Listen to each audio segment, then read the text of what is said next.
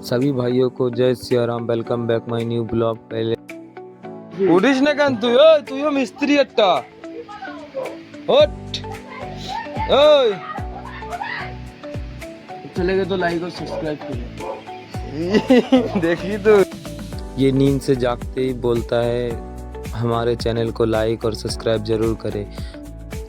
इसी के साथ हम अपने सारे अस्त्र शस्त्र निकाल लेते हैं जिससे हमारा रोज का काम चलता है, और जो डेली यूज़ में हमारा सामान आता है उन सबको मैं बारी बारी से धो लेता हूँ।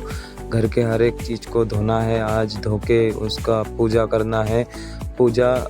ये पूजा बहुत ज़रूरी है, साल में एक बार आता है, क्योंकि हम जो औजार से और जो अस्त्र शस्त्र से हम काम करते हैं उसी अस्त्र शस्त्र का सम्मान भी आवश्यक है।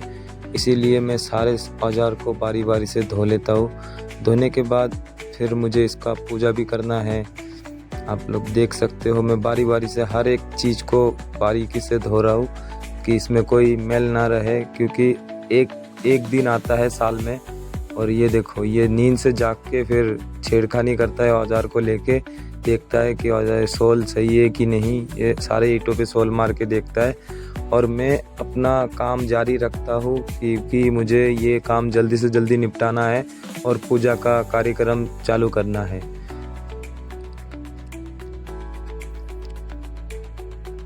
एक एक करके मैं सारे सामानों को बारीकी से धो लेता हूँ। फिर हमारे घर पे एक नन्हे मुन्ने मेहमान आ जाते हैं, ये रोने लगते हैं।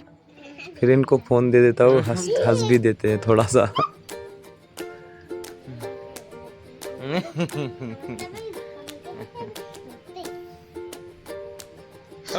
बार कर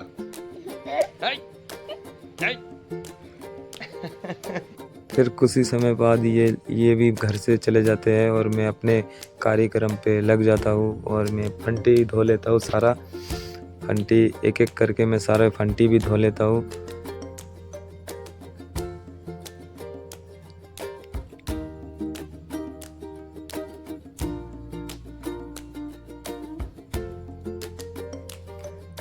कुर्सी भी हमारे दिनचर्या में काम आता है, तो हमने कुर्सी को भी धो दिया।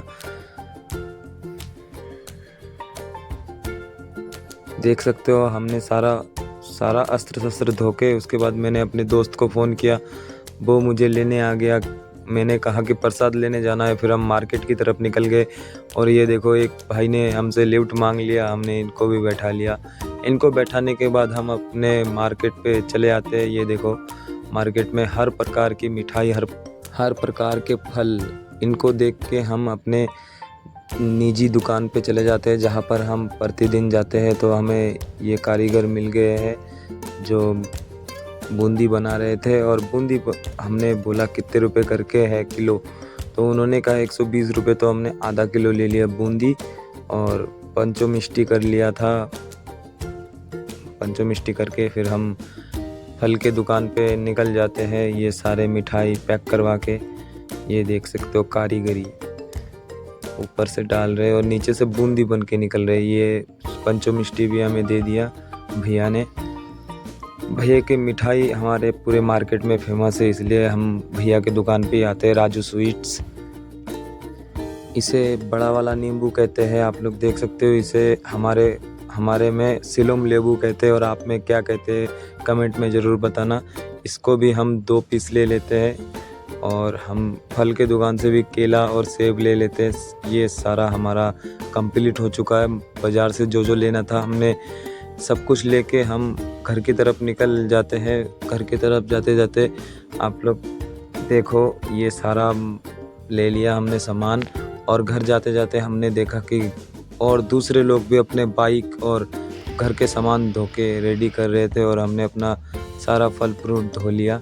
धोने के बाद बारी बारी से सारे फल फ्रूट को अपने काट के फिर परमल के साथ अपने बूंदी भी मिला लिया।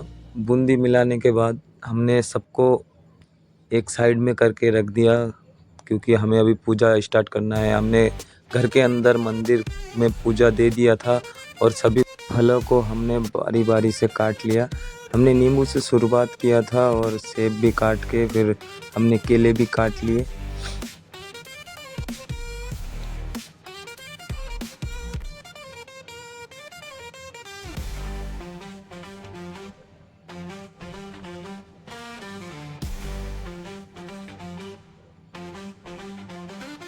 सारा फल काटने के बाद हमने फूलों से अपने अस्त्र शस्त्र सजा लिए, फूल डाल के फिर हमने अपने जो परमल और बूंदी और फल फ्रूट अपने आसन पे सजा लिया। इसके बाद हमें आरती धूप करना है। आप लोग बने रहिए वीडियो पे, आप लोग देख सकते हो सभी कुछ पूजा किस प्रकार से होता है। विश्वकर्मा पूजा, अपने औजारों का सम्मान अति आवश्यक है, तो मैंने सारे धूप अगरबत्ती करके पूजा स्टार्ट कर दिया।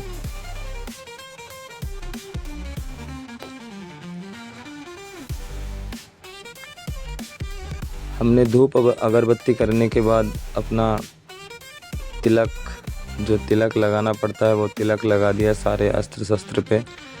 देख सकते हो बारी बारी से हमने सभी पे एक एक तिलक लगा दिया, जो सिंदूर तिलक होता है अपने औजारों पे।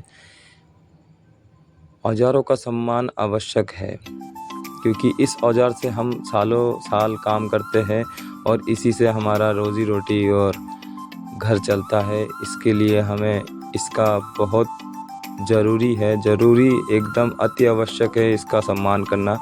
जो इसका सम्मान नहीं करता उसका कभी सम्मान नहीं होता। आप लोग देख सकते हो ये पूजा बहुत विशेष पूजा है हमारे मिस्त्री समाज के लिए।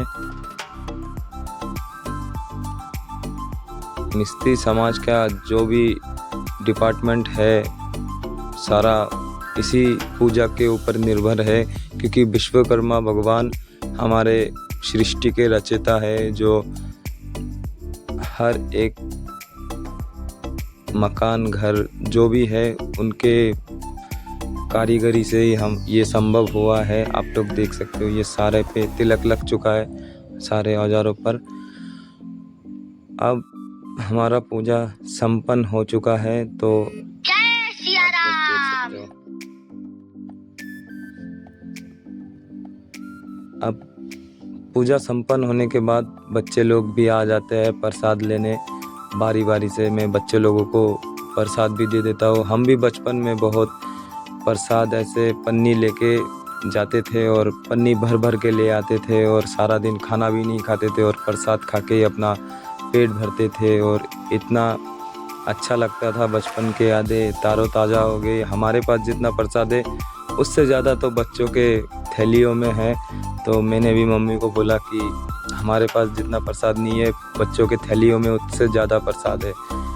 बचपन के दिन याद आ जाते हैं जब हम इनको थैली लेके जाते हुए देखते हैं, तो बच्चे भी बहुत खुश हो गए प्रसाद लेके।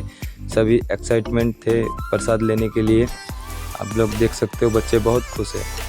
प्रसाद लेने के बाद बच्चे सभी एक एक करके चले जाते हैं घर पे, और जितना प्रसाद बच जाता है तो मैं मम्मी को बोलता हूँ बारी बारी से जो भी आए उनको बांट देना। उसके बाद हम चले जाते थोड़ा रुद्रपुर दोस्त के साथ दवाई लेने। दवाई लेके आते समय हम आ जाते हैं नर्सरी पे, जहाँ पर मुझे छोटा सा प्लांट लेना है फूल का। मैं इधर से फूल का प्लांट लेके अपने घर आ जाता हूँ। घर आते मैं इस पौधे को लगा देता हूँ। ये पौधा देखो मैं इधर लगाने वाला हूँ। इस पौधे को लगाने के बाद मेरा ब्लॉग यही ख़त्म होता है। सभी को जय सिया राम।